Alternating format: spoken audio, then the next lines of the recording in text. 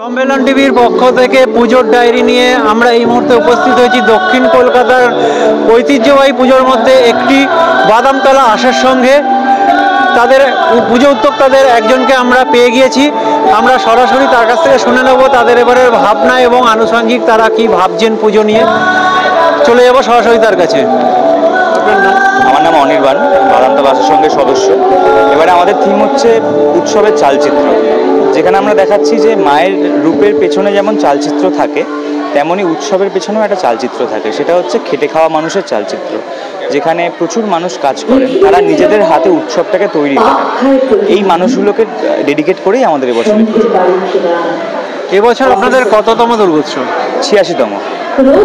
শুভ উদ্বোধন কবে হয়েছে? আগামীকাল, মানে দ্বিতীয়ার দিন। গতকাল হয়েছে। কেটে নেওয়া গতকাল হয়েছে, আমাদের সিএম উদ্বোধন করেছে। বিশেষ কিছু আকর্ষণ রেখেছেন এবারে পুজোয়? অবশ্যই বিশেষ আকর্ষণ আমাদের মাতৃরূপে রয়েছে, যেটা দর্শনার্থীরা আসবেন যখন নিজের চোখে উপভোগ করতে পারবেন। মণ্ডপ তৈরির উপকরণ কি? টিন, বিশেষত টিন ব্যবহার করা হয়েছে। এছাড়াও প্লাইউড আছে, আয়রন আছে, সিমেন্ট আছে। প্রতিমা শিল্পী? আমাদের প্রতিমা শিল্পী পিন্টু শিকদার।